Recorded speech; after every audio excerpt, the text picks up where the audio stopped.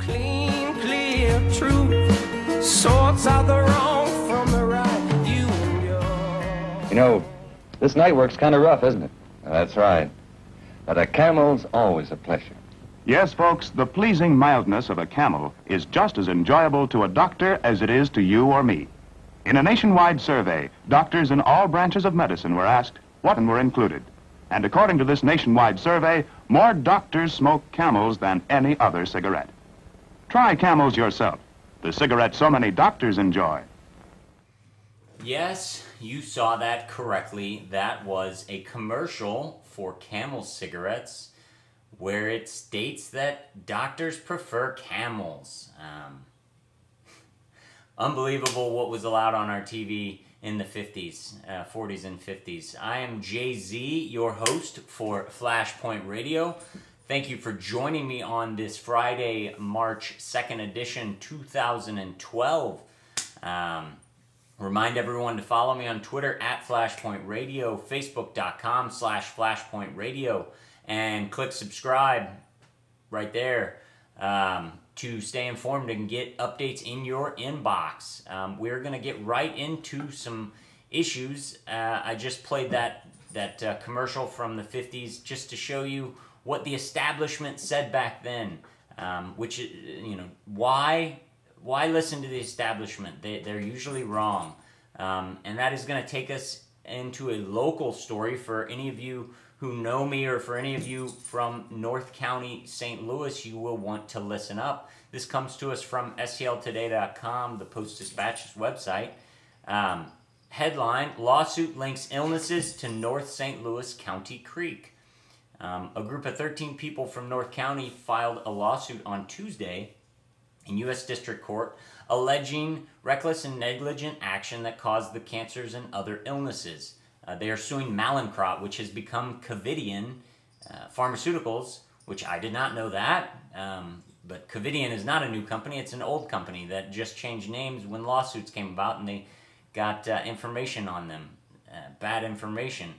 But for any of you who lived in North County, the Wedgwood area, Wedgwood neighborhoods, there is a lot of talk about radiation pollution in Coldwater Creek. I don't know. I have not kept up with everyone and with so many people in North County, and I'm a little bit younger than the people affected. Scott McClurg, 39, and another woman, Debbie Flandro, also is named in the lawsuit. So they're, 7 years older than us, older than me. But it sounds like they have a lot of friends dying of cancers, rare cancers, brain cancers, ovarian cancers, things that aren't normally prevalent in today's society. So they are bringing a lawsuit because after World War II, Mallinckrodt was developing the nuclear bomb and the nuclear weapons, and they needed a place to dump the waste. The radioactive byproducts from Mallinckrodt's plants were transported to a 22-acre open storage site next to the airport. Some contaminated products were buried near Coldwater Creek. It says in 1990, groundwater testing showed unsafe levels of radioactive material at North County sites, including Coldwater Creek. The Army Corps of Engineers took over, which you saw what a wonderful job they did with our locks and dams in the Mississippi in the last year and a half. So yeah, turns out maybe if your family members are dying of cancer, or if you have friends that have weird cancers and can't explain it, healthy people, normally healthy people dying at an early age, and you're from North County and you know what I'm talking about with Coldwater Creek, read this story. You're going to want to get in touch with these people and to stay informed. The government didn't care. They wanted a bomb, and they had these companies make them stuff, and these companies didn't give a rat's ass. No, they don't care about you. You have to care about yourself, and that means getting involved with what's going on in the world, staying informed, and realizing when you're getting taken advantage of. And our government and giant corporations that are attached to our government are taking advantage of us big time, and they are screwing us. So get prepared, people. They don't care about you, and they'll do anything to stay in power. And if you felt it, I have a feeling most of you have felt some sort of change going on, a different feeling about the world or your community. Things are changing, and I believe the power is being sucked away from those who have had it for such a long time, and there will be a vacuum and there will be chaos. Get yourself prepared. Watch my preparedness special. Has just a few tips. Get online, do some research. Don't watch preppers on National Geographic. Do your own research. I suggest preparing is important considering the news that came out and the weather activity that has happened this week. We had tornadoes early Wednesday in southern Missouri, and just earlier today, this afternoon, tornadoes tore through Kentucky and Indiana, killing more people. Nature is crazy. God is crazy. I mean, he's not crazy, but he's powerful. We are so insignificant. You have to be prepared for collapses that might come from our government's doing or natural causes. What if FEMA can't get to you? What if the government can't help you? What if everything's gone and you can't get anywhere and you have to stay in your home? Can you survive? Do you have food, water, and defense at your house to last a week? Get prepared. Because another thing that happened in the last week, 3 earthquakes. A 4.0 last week on February 21st and 2.0 plus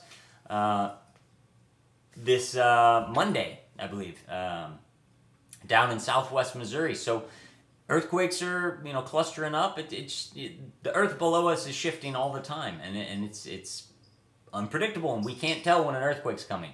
Be prepared, people. This is a warning, I believe, from God to say, hey guys, I'm doing all this stuff to show you that you need to get prepared for what's coming. So please get prepared. Just start somewhere. And I know it's tough, and I know it might be a big thing to think about, preparing for catastrophe, but it's a good thing, and you should do it, and you have to start somewhere. Start small and then grow your way. You don't have to get it all now, but you have to at least start. We need people that can help other people, and you're not going to be able to help other people if you can't help yourself. Moving on from Missouri news, St. Louis news, a quick little tidbit about Andrew Breitbart, the news of yesterday. As you know, now conspiracy theories are abounding, and Michael Savage claims that it was an assassination. I tend to believe it was an assassination when 2 hours after he died, they already report that it's natural causes when the coroner hasn't even looked at the body and made a determination if they're going to do an autopsy. That's a big red flag.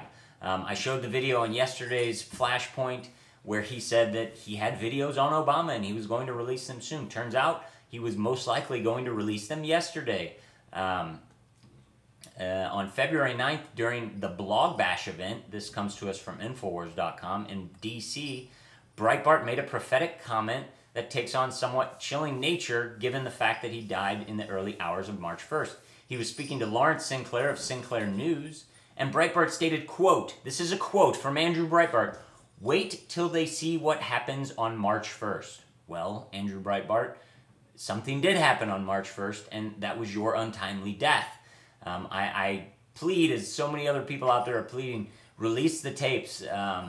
Stand up for this man. Stand up for the truth. If there's something going on in the background, being quiet isn't going to save you. They're going to get rid of you. They don't care about you, whoever is involved in this. The truth will set you free always. But it's just a bit coincidental that he said that. Wait to see what happens on March 1st, and then he dies that day when he has supposed tapes, and he was talking to Sheriff Arpaio in Arizona about the birth certificate. Check out links below. I've got links to all the information below in the description.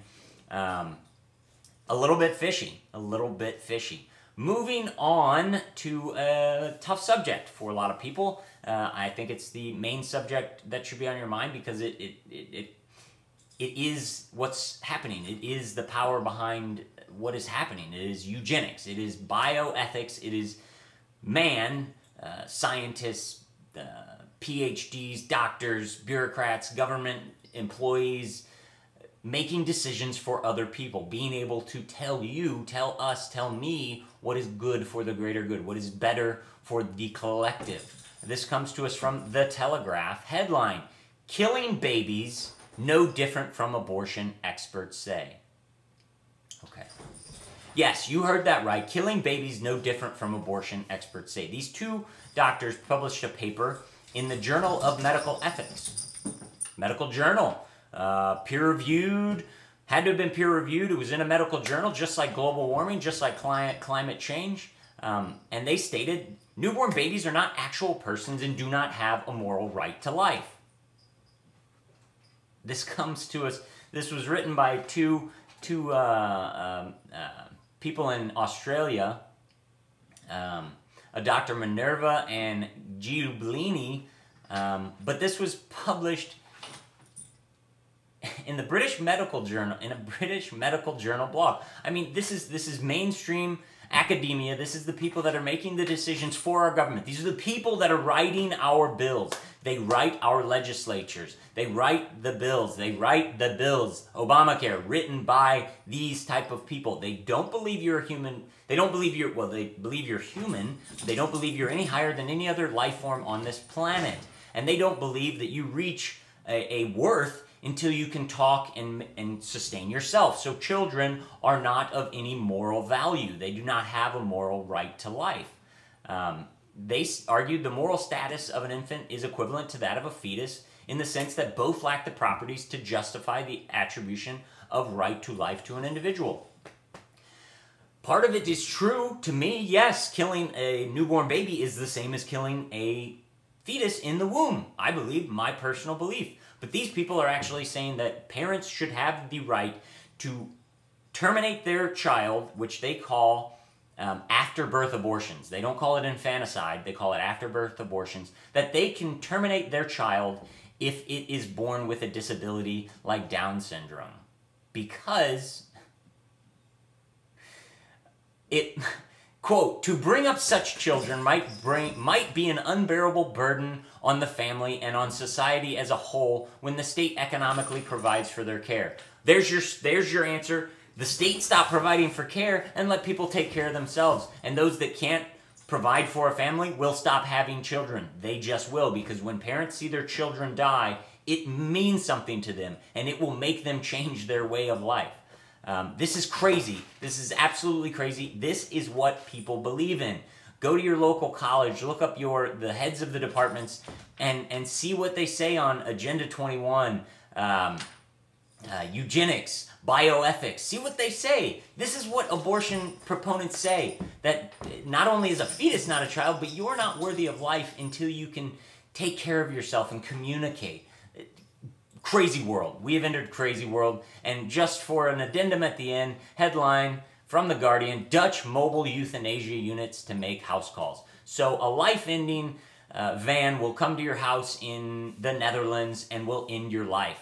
Mobile death vans, death vans, death vans. Do you get it yet? This is not a joke. These people are not stupid. They are coming to get you. They don't care about you. You are breathing their air, walking on their ground. They're elite and they are better than you. But that's not true, because we are the individual sovereigns with everlasting life from a creator. From a creator. We are the sovereigns, not the government, not the corporations. Thank you for watching Flashpoint Radio. Check me back next time. Jay-Z signing off saying, God bless, keep your eyes to the sky.